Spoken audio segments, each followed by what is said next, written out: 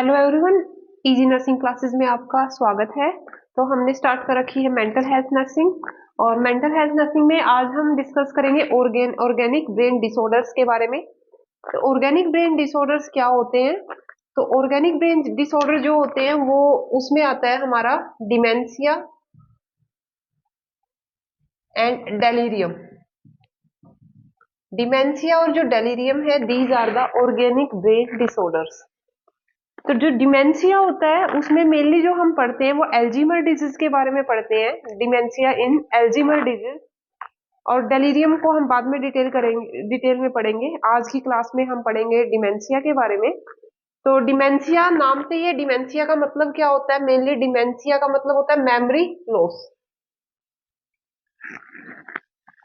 तो सबसे पहले डेफिनेशन, ऑर्गेनिक ब्रेन डिसऑर्डर क्या होते हैं? दीज आर बिहेवियरल और psychological disorder associated with transient और परमानेंट ब्रेन डिसफंक्शन। ये बिहेवियरल और साइकोलॉजिकल डिसऑर्डर होते हैं जो क्या कॉज करते हैं? ट्रांजिएंट या फिर परमानेंट ब्रेन डिसफंक्शन कॉज करते हैं। तो that is called the organic brain disorder. अगर हम इनकी क्लासिफिकेशन की बात करें तो ये F0 से लेके F10 तक आते हैं। F0 से F10 तक जो होते हैं वो सारे के सारे ऑर्गेनिक ब्रेन डिसऑर्डर होते हैं साइकेट्री के अंदर। तो सबसे पहले हम डिस्कस करेंगे डिमेंशिया इन एल्जीमर डिजीज। जो एल्जीमर डिजीज है उसमें मेनली डिमेंशिया होता है। तो उसकी अगर हम डेफिनेशन की बात करें तो it is a global irreversible disease marked by global progressive impairment of cognitive functions, memory and the personality। तो ये इरिवर्सिबल डिजीज होती है, जो एल्जीमर डिजीज होती है जिसमें डिमेंशिया होता है, ग्लोबल होती है, ऑल ओवर दी वर्ल्ड ये मिलती है। और इसमें क्या होता है? प्रोग्रेसिव इंपेयरमेंट हो जाती है। धीरे धीरे जो ब्रेन है, जो फंक्शंस हैं ब्रेन के, वो धीरे धीरे इंपेयर होना स्टार्ट हो जाते हैं। तो इसमें कॉग्निटिव फंक्शनिंग इंपेयर होती है, यानी कि बिहेवियर है वो इंपेयर हो जाता है, मेमोरी इंपेयर होती है और पर्सनैलिटी जो है वो इंपेयर हो जाती है। तो that is called the dementia in Alzheimer disease. Aetiology की बात करें, अगर कॉजेज की देखें तो क्या क्या कॉजेज होते हैं? Significant loss of neurons. जैसे जैसे एज इंक्रीज होती है तो जो न्यूरॉन्स होते हैं वो लॉस होना स्टार्ट हो जाते हैं, डीजनरेट होना स्टार्ट हो जाते हैं। तो दैट कॉज द डिमेंशिया। तो एल्जीमर डिजीज में जो न्यूरॉन्स हैं उनके लॉस होने की वजह से होती है। फिर है ट्विस्टेड नर्व सेल फाइबर। जो नर्व सेल फाइबर होते हैं वो टेंगल हो जाते हैं, आपस में ट्विस्ट कर जाते हैं, और जिसकी वजह से क्या है? उनके डिसफंक्शन हो जाते हैं। उसके बाद है एक्यूमुलेशन ऑफ बीटा एमिलॉइड। जो बीटा एमिलॉइड होती है it is a insoluble protein. तो बीटा एमिलॉइड जो इनसॉल्युबल प्रोटीन है, ये जो न्यूरॉन होते हैं उनके चारों तरफ एक्यूमुलेट हो जाती है और उनको आपस में स्टक कर देती है। तो that cause the dysfunction of neuron also. उसके बाद आते हैं एनवायरमेंटल फैक्टर। एनवायरमेंटल फैक्टर में इंफेक्शन, कोई मेटल हो सकती है या कोई टॉक्सिन्स जो है न्यूरॉन को डैमेज कर देता है, और जिसकी वजह से क्या होता है? डिमेंशिया पर्सन को हो जाता है। या फिर कोई excessive intake of zinc and copper in the brain. Brain और में कॉपर और जिंक एक्यूमुलेट हो जाते हैं एक्सेसिव अमाउंट में। तो अगर ये आयन एक्सेसिव अमाउंट में ब्रेन में डिपॉजिट हो जाते हैं तो that also cause the impairment of neurons. तो उसकी वजह से भी ऑर्गेनिक ब्रेन डिसऑर्डर हो जाता है। फिर है deficiency of vitamin B6 and B12। जो B6 और B12 होती है vitamin, that is important for the neurological function. तो इनकी अगर डेफिशिएंसी हो जाती है तो उसकी वजह से भी जो न्यूरॉन्स हैं वो डिसफंक्शन हो जाते हैं, and that cause the dementia. उसके बाद है इंक्रीज लेवल ऑफ हीमोसिस्टीन। हीमोसिस्टीन जो होता है वो अमीनो एसिड होता है, तो उसकी वजह लेवल अगर इंक्रीज हो जाता है ब्रेन के अंदर तो that also cause the dementia. Early depression जो है उसकी वजह से भी डिमेंशिया हो जाता है। अर्ली एज में अगर डिप्रेशन स्टार्ट हो जाता है। सीरियस हेड इंजरी अगर किसी को हो गई है, that also may cause the dementia. उसके बाद आता है एजुकेशन लेवल। जो एजुकेटेड लोग होते हैं उनमें डिमेंशिया के चांसेस कम होते हैं as compare to the illiterate person. क्योंकि जो एजुकेटेड पर्सन होते हैं उनमें जो न्यूरॉन्स होते हैं उनकी जो ग्रोथ होती है वो होती रहती है। जितना ज्यादा हम चीजों को लर्न करते हैं उतनी ही ज्यादा हमारे जो न्यूरॉन्स हैं उनकी ग्रोथ होती है। और जितना हम ब्रेन का यूज नहीं करेंगे उतने ही जो न्यूरॉन है वो धीरे धीरे डिजनरेट होना स्टार्ट हो जाते हैं। तो इसीलिए जो एजुकेटेड पर्सन होते हैं उनमें डिमेंशिया के चांसेस और एल्जीमर डिजीज के चांसेस जो होते हैं वो कम होते हैं as compare to the illiterate person. उसके बाद अगर हम एज की बात करें एल्जीमर डिजीज और डिमेंशिया की, तो जो एज होती है 0.1% जो है वो केसेस पाए जाते हैं age is less than 60 years. और उसके बाद है जो 15 to 20% केसेस जो मिलते हैं that occur in the age of 60 to 80 years. इस एज में 15 से 20% जो केसेस है वो पाए जाते हैं 60 to 80 ईयर्स की एज में। तो जैसे जैसे एज इंक्रीज होती है न्यूरॉन्स जो होते हैं वो डिजनरेट होना स्टार्ट हो जाते हैं, और जिसकी वजह से जो डिसफंक्शन है मेमोरी से रिलेटेड, कॉग्निटिव फंक्शनिंग से रिलेटेड, पर्सनैलिटी से रिलेटेड जो फंक्शन है वो इम्पेयर होना स्टार्ट हो जाते हैं। उसके बाद हम बात करते हैं स्टेजेस ऑफ डिमेंशिया की, कि डिमेंशिया की कौन कौन सी स्टेज होती है। तो मेनली 3 स्टेज होती है डिमेंशिया की। सबसे पहले स्टेज 1 होती है जिसे हम अर्ली स्टेज बोलते हैं। इसमें फॉरगेटफुलनेस होती है, धीरे धीरे जो पर्सन है वो भूलना स्टार्ट कर देता है। Declining interest in the environment, environment में उसका इंटरेस्ट है वो कम हो जाता है। Poor performance at the work, जहाँ पे वो काम करता है वहाँ पे परफॉर्मेंस कम हो जाती है। And hesitate to do the work, कोई भी काम करने से उसको हेजिटेशन फील होती है, तो दैट इज द स्टेज 1। उसके बाद स्टेज 2 में प्रोग्रेसिव मेमोरी लॉस हो जाती है। Difficult in following the simple instructions, कई बार सिंपल इंस्ट्रक्शंस भी फॉलो नहीं कर पाता। इरिटेबल हो जाता है, एंसियस हो जाता है। वेंडरिंग, वेंडरिंग मतलब इधर उधर घूमना स्टार्ट कर देता है। Neglect the personal hygiene, neglect करना स्टार्ट कर देता है। सोशल आइसोलेशन, अपने आप को आइसोलेट कर लेता है और किसी से बात नहीं करता। स्टेज 3 में loss of weight due to inadequate intake of food, food नहीं लेगा एडिक्वेट अमाउंट में तो वेट लॉस हो जाता है। अनेबल टू कम्युनिकेट, दूसरों से कम्युनिकेट नहीं कर पाता। Do not recognise the family, family members को रिकॉग्नाइज नहीं करेगा। Incontinence of urine and faeces, उसका कंट्रोल नहीं रहता यूरिन और फीसस पे, इनकॉन्टिनेंस हो जाती है। Loss of ability to stand and walk, कई बार तो वीकनेस इतनी ज्यादा हो जाती है स्टेज 3 में कि खड़ा नहीं रह पाता और चल भी नहीं पाता। Death by the aspiration pneumonia, और कई बार मसल्स इतनी वीक हो जाती है कि एस्पिरेशन निमोनिया की वजह से पर्सन है उसकी डेथ हो जाती है। अभी हमने डिस्कस किया है कि डिमेंशिया की अर्ली स्टेज, मिडिल स्टेज और लेट स्टेज कौन कौन सी होती है, स्टेज 1, सेकेंड और थर्ड। उसके बाद हम डिस्कस करेंगे clinical features for the Alzheimer disease. Dementia अगर एल्जीमर डिजीज से रिलेटेड डिमेंशिया है तो उसके क्लिनिकल फीचर्स क्या क्या होंगे। तो सबसे पहले इसमें आता है पर्सनैलिटी चेंज। पर्सनैलिटी चेंज में क्या होगा, lack of interest in day to day activity, जो पर्सन होता है उसका डे टू डे एक्टिविटी में इंटरेस्ट नहीं होगा। Easy mental fatigue, mental fatigue होगी उसको, और the person become self centred, खुद में ही रहता है, सबसे सोशली विड्रॉ कर लेता है खुद को। उसके बाद मेमोरी इंपेयरमेंट होनी स्टार्ट हो जाती है। कॉग्निटिव इंपेयरमेंट होगी, कॉग्निटिव इंपेयरमेंट में डिसओरिएंटेशन होगी। The person is not oriented to time, place and person, उसको क्या टाइम हुआ है, कहाँ पे है, कौन साथ में है, उसको कोई ओरिएंटेशन नहीं होती। एंड धीरे धीरे क्या होगा, जो जजमेंट है वो पुअर हो जाती है, जो डिसीजन मेकिंग पावर है वो उसकी पुअर हो जाती है। फिर है बिहेवियरल इंपेयरमेंट, द पर्सन है स्टीरियोटाइप बिहेवियर शो करता है। स्टीरियोटाइप मतलब सेम टाइप का बिहेवियर शो करेगा, एक ही तरह की मूवमेंट करता है, एक ही तरह की जो बातें हैं वो रिपीट करता है, तो that is called the stereotype. Same type of movement, same type of behaviour जो है वो शो करता है।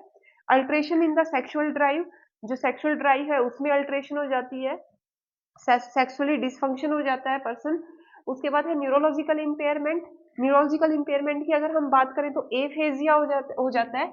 एफेजिया मतलब the person having the lack of communication to others, दूसरों से प्रॉपर कम्युनिकेट नहीं कर पाता। Apraxia is the loss of movement. Agnosia, the person is not able to recognise the familiar things, जो फैमिलर थिंग्स होती है उसको भी रिकॉग्नाइज नहीं कर पाता, जो ऑब्जेक्ट्स होती है उनको रिकॉग्नाइज नहीं कर पाता, दैट इज कॉल्ड एग्नोसिया। तो एफेजिया, एप्रेक्सिया, एग्नोसिया। एफेजिया मतलब difficulty in communication, not able to communicate with others. Apraxia मतलब not able to do the movements, and agnosia not able to recognise the objects, familiar objects. Person को क्या होगा, scissor भी आ सकते हैं और साथ में जो है वो हेडेक भी स्टार्ट हो जाएगा। उसके बाद कैटास्ट्रोफिक रिएक्शन होती है धीरे धीरे। कैटास्ट्रोफिक रिएक्शन में क्या होता है कि जो पर्सन होता है अपने आप को चीजों से विड्रॉ कर लेता है, चीजें उसकी समझ में नहीं आती तो वो क्या करता है, चेंजिंग द सब्जेक्ट्स। कोई उससे कुछ पूछता है तो उसको ओरिएंटेशन नहीं होती उस चीज के बारे में, उसको पता नहीं होता क्या पूछा जा रहा है, तो the person change the subjects, subject को चेंज करता है बात करते करते, क्रैकिंग द जॉक्स या फिर जॉक करने लग जाएगा, एंड डाइवर्टिंग द इंटरव्यूअर। अगर आप उससे कोई बात कर रहे हो, उसका इंटरव्यू ले रहे हैं, तो वो डाइवर्ट करने की कोशिश करता है। This is called the catastrophic reaction. उसके बाद सनडाउनर सिंड्रोम होता है, इसमें बहुत ही इंपॉर्टेंट है। कैटास्ट्रॉफिक रिएक्शन के बाद सनडाउनर सिंड्रोम कई बार पूछते हैं किसमें होता है, तो सनडाउनर सिंड्रोम जो है वो डिमेंशिया इन एल्जीमर डिजीज में होगा। पर्सन को ड्राउजीनेस होती है, कंफ्यूजन होता है और पर्सन जो है वो एक्सीडेंटली फॉल कर जाता है। ये जनरली नाइट के टाइम पे होएगा, जैसे जैसे शाम होती है तो जो है वो लाइट स्टिमुलाई जो है वो कम हो जाता है और जिसकी वजह से जो पर्सन है उसका एक्सीडेंटल फॉल होने का रिस्क जो है वो बढ़ जाता है due to the drowsiness and the confusion. This is called the sundowner syndrome. फिर हम बात करते हैं डायग्नोसिस की कि एल्जीमर डिजीज है, तो हम डायग्नोसिस हम क्या क्या करेंगे, पेशेंट को कैसे डायग्नोज करेंगे, तो इसमें हम क्या करेंगे, सबसे पहले MMSE। MMSE mean mini mental status examination, mini mental status examination करेंगे पेशेंट का। उसके बाद फंक्शनल डिमेंशिया स्केल आता है, तो सीवियरिटी ऑफ इलनेस को हम असेस करने के लिए फंक्शनल डिमेंशिया स्केल यूज कर सकते हैं कि कितनी मेमोरी इंपेयरमेंट हो रखी है पेशेंट की MRI करा सकते हैं कि कोई न्यूरोलॉजिकल कॉज तो नहीं है, कोई ब्रेन से रिलेटेड कॉज तो नहीं है, फाइंड आउट करने के लिए स्पाइनल फ्लूइड एनालिसिस हम कर सकते हैं to find out the infectious cause. तो ये सारे के सारे डायग्नोसिस है जो हम करते होते हैं पेशेंट के एल्जीमर डिजीज को डायग्नोज करने के लिए। फिर है ट्रीटमेंट। ट्रीटमेंट में हम देते होते हैं medicine, that is the tacrine hydrochloride देते होते हैं या फिर डोनापेजिल हाइड्रोक्लोराइड हम पेशेंट को देते होते हैं। ये दो मेडिसिन जो है वो पेशेंट को दी जाती है। इसके अलावा एंटीसाइकोटिक्स देते हैं पेशेंट को, क्योंकि कई बार एल्जीमर डिजीज में पेशेंट को साइकोटिक सिम्टम्स भी होते हैं, कई बार हेलुसिनेशन और डायलूजन होना स्टार्ट हो जाता है, तो हम पेशेंट को एंटीसाइकोटिक्स देते हैं। एंटीसाइकोटिक्स में रेस्पेरिडोन देते हैं, हेलोपेरिडोल देते हैं, तो एंटीसाइकोटिक्स हम पहले डिटेल में डिस्कस कर चुके हैं। एंटी एंजाइटी या फिर एंटी डिप्रेसेंट देंगे पेशेंट को। एंटी एंजाइटी में बेंजोडाइजिपिन देते होते हैं पेशेंट को। एंटी डिप्रेसेंट देंगे, एंटी कन्वल्सेंट देंगे साथ में अगर पेशेंट को सीजर आ रहे हैं, तो सीजर की अगर हिस्ट्री है पेशेंट की तो साथ में उसको एंटी कन्वल्सेंट भी हम देते होते हैं। तो that is all about the treatment that is given in the Alzheimer disease. उसके बाद हम डिस्कस करेंगे nurses role in the Alzheimer disease. अगर कोई पेशेंट एल्जीमर डिजीज का है तो हमने किन किन चीजों का ध्यान रखना है, कैसे पेशेंट को केयर देनी है, तो वो चीज हम डिस्कस करेंगे। Nursing management of organic brain disorders और डिमेंशिया इन एल्जीमर डिजीज। तो एल्जीमर डिजीज है पेशेंट को, तो नर्सिंग मैनेजमेंट क्या रहेगी हमारी, तो सबसे पहले इस नर्सिंग मैनेजमेंट में आता है हमारा डेली रूटीन। हम पेशेंट का डेली रूटीन बनाएंगे कि इतने बजे पेशेंट को उठना है, इतने बजे उसको नहाना है, इतने बजे ब्रेकफास्ट देना है पेशेंट को, इतने बजे उसकी एक्सरसाइज करवानी है, तो एक रूटीन बनाएंगे पेशेंट का। और दूसरा हम क्या करेंगे, पेशेंट को सेफ्टी रखेंगे, क्योंकि एक्सीडेंटल फॉल का रिस्क ज़्यादा होता है एल्जीमर डिजीज के अंदर, तो पेशेंट की हमने सेफ्टी रखनी है कि पेशेंट कहीं फॉल ना हो जाए। और उसके बाद हमारा आता है कि पेशेंट को हम ओरिएंटेशन देनी है हमें पेशेंट को, तो ओरिएंटेशन के लिए हम क्या करेंगे, पेशेंट के रूम में लार्ज फेस की वॉच लगाएंगे और कैलेंडर लगाएंगे, जो कि डेली का पेज कैलेंडर का हम चेंज करेंगे, जो डेट है वो लार्ज कैपिटल लेटर्स में लिखी हो।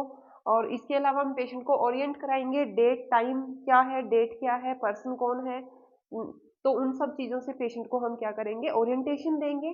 क्योंकि मेनली क्या होता है इसमें एल्जीमर डिजीज में डिसओरिएंटेशन होती है, तो पेशेंट को हम ओरिएंट करवाएंगे आसपास के एनवायरनमेंट से। उसके बाद आता है न्यूट्रिशन एंड बॉडी वेट। हमने पेशेंट का एडिक्वेट कैलोरी हमने पेशेंट को देनी है, जितनी बॉडी वेट के अकॉर्डिंग कैलोरी की रिक्वायरमेंट है उतनी कैलोरी हम पेशेंट को देंगे। हमें पेशेंट को हाई प्रोटीन डाइट देनी है, हाई फाइबर डाइट देंगे, इसके अलावा पेशेंट को हमने ये ध्यान में रखना है कि पेशेंट हाइपरटेंसिव तो नहीं है या डायबिटिक तो नहीं है, तो उसी के अकॉर्डिंग जो डाइट चार्ट है पेशेंट का वो हमें बनाना है। जैसे पेशेंट डायबिटिक है तो उसको हम हाई शुगर डाइट नहीं देंगे, पेशेंट हाइपरटेंसिव है तो हाई सॉल्ट या हाई कोलेस्ट्रॉल डाइट हम उसको अवॉइड करेंगे। बॉडी वेट पेशेंट का देखेंगे कि बॉडी वेट क्या है पेशेंट का। अगर पेशेंट का बॉडी वेट पहले से ही ज़्यादा है तो उसको हम हाई कैलोरी डाइट नहीं देंगे। पर्सनल हाइजीन मेंटेन करके रखेंगे पेशेंट की डेली, पेशेंट को डेली बाथ करवाना है, देखेंगे डेली क्लॉथ चेंज करवाने हैं पेशेंट के। सारा का सारे पेशेंट की जो आर्म पीट्स हैं, ग्रोइन एरिया है वो प्रॉपरली ड्राई है या नहीं है, पेस्पिरेशन तो नहीं है, तो इन चीज़ों का हम ध्यान रखेंगे। पेशेंट की पर्सनल हाइजीन है वो मेंटेन करके हमने रखनी है। उसके बाद टॉयलेट हैबिट्स बनाएंगे पेशेंट की। टॉयलेट हैबिट्स में पेशेंट का एक रूटीन बनाएंगे और देखेंगे कि पेशेंट को कॉन्स्टिपेशन तो नहीं है, ये इंश्योर करेंगे। और कॉन्स्टिपेशन अगर पेशेंट को है तो हम क्या करेंगे, पेशेंट को हाई फाइबर डाइट है वो पेशेंट को हम देंगे। इनकॉन्टिनेंस का ध्यान रखेंगे। इनकॉन्टिनेंस में कई बार क्या होता है कि बार बार जो ड्रिपिंग होती है यूरिन की, तो जिसकी वजह से स्मेल आती है क्लॉथ्स में, तो बार बार कपड़े चेंज करेंगे और कॉज फाइंड आउट करेंगे कि जो इनकॉन्टिनेंस है वो किस वजह से है, यूटीआई की वजह से तो नहीं है पेशेंट को, या फिर रीनल स्टोन की वजह से नहीं है, तो इनकॉन्टिनेंस का जो कॉज है वो फाइंड आउट करके उसको ट्रीटमेंट देंगे। फिर एक्सीडेंट्स का होता है एल्जीमर डिजीज के अंदर कि जो पेशेंट होता है उसमें सनडाउनर सिंड्रोम होता है कि शाम के टाइम पे जैसे ही लाइट कम होती है तो पेशेंट जो है वो कई बार फॉल कर जाता है। तो हमें ध्यान रखना है कि पेशेंट का एक्सीडेंटल फॉल ना हो, पेशेंट कहीं पे स्टेयर्स से ना गिर जाए, तो इन चीज़ों का हम ध्यान रखेंगे। तो उसके लिए हम क्या करेंगे, फर्श जो है वो स्लिपरी नहीं होना चाहिए ज़्यादा, जिससे कि जो पेशेंट है वो कई बार गिर जाता है। जो लाइट है वो एडिक्वेट होनी चाहिए, जिससे कि जो पेशेंट है उसका जो विजन है वो प्रॉपर रहे, तो पेशेंट को हमने एक्सीडेंट फॉल से बचाना है। उसके बाद फ्लूइड मैनेजमेंट करेंगे, पेशेंट को एडिक्वेट अमाउंट में फ्लूइड देंगे, लेकिन इस चीज़ का हमने ध्यान रखना है कि पेशेंट को ऐसे फ्लूइड्स नहीं देंगे जो यूरिनेशन कॉज करे पेशेंट में बार बार। तो बीवरेजेस नहीं देंगे, ज़्यादा टी नहीं देंगे, कॉफ़ी ज़्यादा नहीं देंगे पेशेंट को। और 5 बजे के बाद शाम को जो फ्लूइड है वो कम देंगे दिन की बजाय, क्योंकि शाम को फ्लूइड ज़्यादा देंगे तो रात को फिर पेशेंट जो है बार-बार यूरिनेट करता है, तो इस चीज़ का हम ध्यान रखेंगे। उसके बाद मूड्स और इमोशंस का ध्यान रखना है पेशेंट का। मूड कैसा है, तो पेशेंट की अगर कोई भी पेशेंट कुछ भी अगर कर रहा है, कुछ खा रहा है, कुछ पहन रहा है, तो उससे हमें नेगेटिव क्वेश्चन नहीं करना है कि ये आप क्यों खा रहे हो, ये आपने क्यों पहना है, तो इस तरह का क्वेश्चंस हम उसे नहीं करेंगे। तो पेशेंट्स के इमोशंस की देखना है, उसके मूड्स को हमने देखना है, क्योंकि जो एल्जीमर डिजीज के पेशेंट होते हैं उनमें कई बार मूड स्विंग होता है। फिर आता है वेंडरिंग। वेंडरिंग में क्या होता है, पर्सन जो होता है अपने जो फैमिलियर एनवायरनमेंट होता है उसी में गुम हो जाता है, उसको भूल जाता है due to the memory impairment कि वो कहाँ पे है। और जो पेशेंट है बाहर जब जाता है तो आसपास के एरिया से जो है वो फैमिलियर नहीं होता है, तो वहीं पे कई बार गुम हो जाता है, तो उसको हम बोलते हैं वेंडरिंग। तो इसको प्रिवेंट करने के लिए हम क्या करेंगे, पेशेंट को जो नाम का ब्रेसलेट है वो डालेंगे, प्रॉपर जो आईडी कार्ड है पेशेंट की आईडी कार्ड डालेंगे विद एड्रेस, और जो लॉक्स हैं वो लगा के रखेंगे जिससे जो पेशेंट है बिना ऑब्जर्वेशन के घर से बाहर ना निकल जाए, तो इन चीज़ों का हम ध्यान रखेंगे। उसके बाद आता है डिस्टर्ब स्लीप। पेशेंट की कई बार क्या होता है ओल्ड एज में स्लीप पैटर्न वैसे ही डिस्टर्ब हो जाता है, तो उसके लिए हमें पेशेंट को मेडिसिन नहीं देनी है, सिडेटिव्स हम पेशेंट को नहीं देंगे क्योंकि ये बाद में हैबिट बन जाती है पेशेंट की। तो एक काम एनवायरनमेंट हम पेशेंट को देंगे सुलाने के लिए, एक रिलैक्सिंग एनवायरनमेंट हमने प्रोवाइड करना है। उसके बाद है इंटरपर्सनल रिलेशनशिप। पेशेंट के साथ जो है वो इंटरपर्सनल रिलेशनशिप मेंटेन करके रखनी है। फैमिली मेंबर्स को साथ में इन्वॉल्व करेंगे, जो फ्रेंड सर्कल है उसको साथ में इन्वॉल्व करेंगे। हम पेशेंट से बात करेंगे, पेशेंट को बाहर लेके जाएंगे साथ में। तो इस तरह से इंटरपर्सनल रिलेशनशिप जो है वो पेशेंट के साथ मेंटेन करनी है। तो ये था नर्सिंग मैनेजमेंट के बारे में कि केयर कैसे करनी है एल्जीमर डिजीज की पेशेंट की। तो चैनल को ज़्यादा से ज़्यादा लाइक कीजिए, सब्सक्राइब कीजिए, तो हम कंटिन्यू जो वीडियो है वो आपके लिए डालते रहेंगे। Thank you so much.